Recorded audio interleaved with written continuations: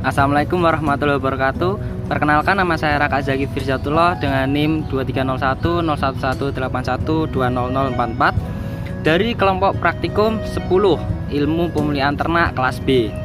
Nah, pada kesempatan kali ini saya akan mencoba menjelaskan tentang parameter genetik yang digunakan untuk menduga kualitas dari faktor genetik suatu ternak. Nah, parameter genetik ini terdiri dari atas heritabilitas, korelasi genetik, dan repeatabilitas. Baik, langsung saja kita bahas satu persatu dari hasil perhitungan yang sudah saya lakukan dari data produksi ternak ayam petelur strain Lohmann Brown, yaitu bobot induk dan bobot telur.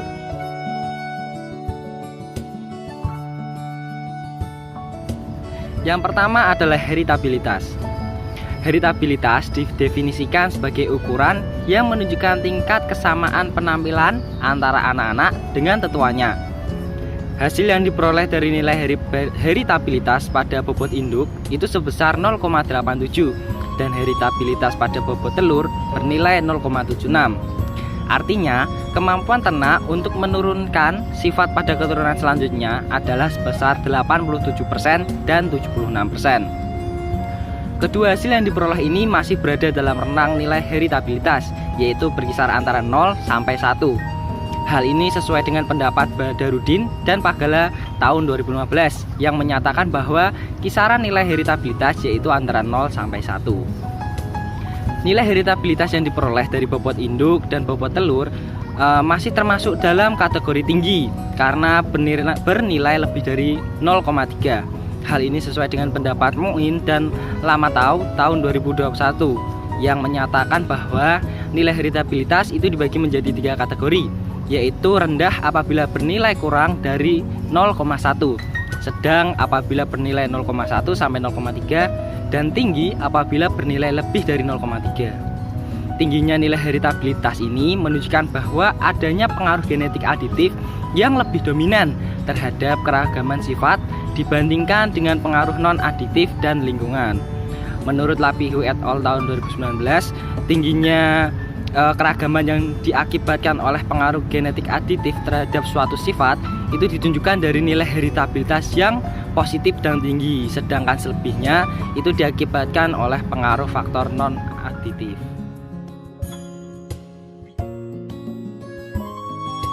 Yang kedua ada korelasi genetik. Korelasi genetik dapat didefinisikan sebagai hubungan antara satu sifat dengan sifat yang lain secara genetik. Berdasarkan hasil perhitungan yang diperoleh dari nilai korelasi genetik antara bobot induk dan bobot telur adalah sebesar 1,06. Hal ini berarti bahwa terdapat hubungan antara bobot badan dan bobot telur sebesar 106%. Nilai korelasi genetik yang didapatkan ini memiliki nilai yang tinggi dan positif, yang berarti seleksi hanya perlu dilakukan pada sifat pertama untuk meningkatkan produktivitas karena akan diikuti dengan peningkatan sifat kedua. Hasil korelasi genetik tersebut tidak berada pada rentang nilai korelasi genetik, yaitu negatif 1 sampai dengan 1. Hal ini sesuai dengan pendapat Sober et al. Tahun 2018 yang menyatakan bahwa nilai korelasi genetik berkisar antara negatif 1 sampai dengan 1. Nilai yang diperoleh ini dapat dikatakan sangat tinggi karena melebihi dari rentang nilai korelasi genetik. Menurut Susilawati et al. Tahun 2019, koefisien korelasi sebesar 0 sampai 1 termasuk ke dalam kriteria korelasi yang dapat diabaikan.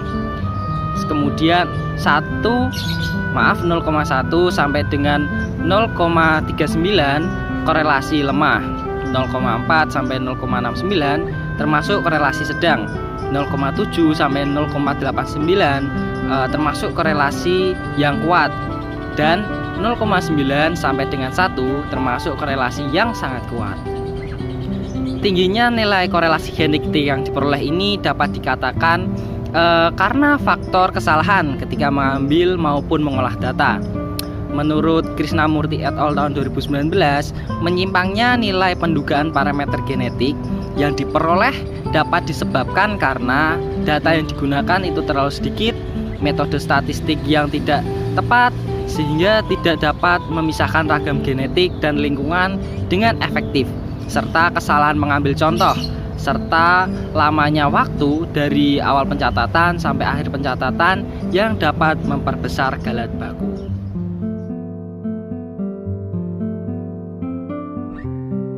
Kemudian yang terakhir ada repeatabilitas. Repeatabilitas merupakan karakteristik suatu sifat pada populasi yang dimana dapat diinterpretasikan sebagai ukuran tingkat hubungan antara produksi pertama dengan produksi berikutnya. Berdasarkan hasil praktikum, nilai repeatabilitas yang diperoleh dikelompokkan menjadi dua, yaitu repeatabilitas antar kelas pada bobot induk dan repeatabilitas dalam kelas pada bobot telur. Hasil yang didapatkan dari nilai repeatabilitas antar kelas bobot induk adalah 0,31, yang berarti bahwa kemampuan ternak untuk menghasilkan bobot badan yang sama pada periode produksi selanjutnya sebesar 31% dan 69% dipengaruhi oleh faktor lingkungan. Sedangkan pada nilai repeatabilitas dalam kelas bobot telur diperoleh nilai 0,16, yang berarti bahwa kemampuan ternak untuk memproduksi telur dengan bobot yang sama pada periode selanjutnya sebesar 16% dan 74%-nya dipengaruhi oleh faktor lingkungan. Kedua hasil yang diperoleh ini masih berada dalam rentang nilai repeatabilitas, yaitu berkisar antara -1 sampai dengan 1. Hal ini sesuai dengan pendapat Habirrahman et al. Tahun 2015 yang menyatakan bahwa kisaran nilai repeatabilitas yaitu antara -1 sampai dengan 1. Nilai repeatabilitas yang diperoleh dari bobot induk masih termasuk dalam kategori yang sedang, sedangkan pada bobot telur termasuk dalam kategori rendah. Menurut UDEH tahun 2010, repeatabilitas dikatakan rendah apabila bernilai 0 sampai 0,2. Kemudian dikatakan sedang bila bernilai 0,2 sampai dengan 0,4. Dan dikatakan tinggi apabila lebih dari 0,4. Faktor yang mempengaruhi nilai repeatabilitas adalah faktor genetik dan faktor lingkungan.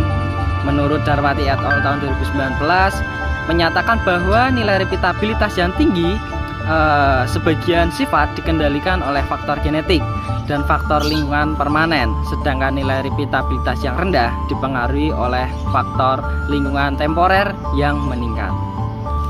Berdasarkan hasil perhitungan dan pembahasan yang sudah dijelaskan tadi, dapat disimpulkan bahwa nilai repeatabilitas pada ayam petelur dengan strain Lohmann Brown menunjukkan nilai yang tinggi pada bobot badan induk dan bobot telur, yang berarti dapat memberikan respon lebih baik pada sifat seleksi.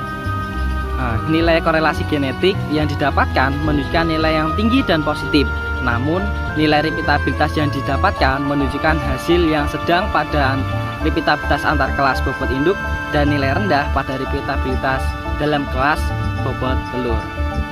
Sekian penjelasan yang bisa saya sampaikan. Saya menyadari bahwa saya hanya manusia biasa yang tidak luput dari kesalahan. Oleh karena itu, saya memohon maaf apabila terdapat beberapa tutur kata yang kurang berkenan di hati para pendengar maupun beberapa penjelasan yang kurang tepat. Terima kasih. Akhir kata, wassalamualaikum warahmatullahi wabarakatuh.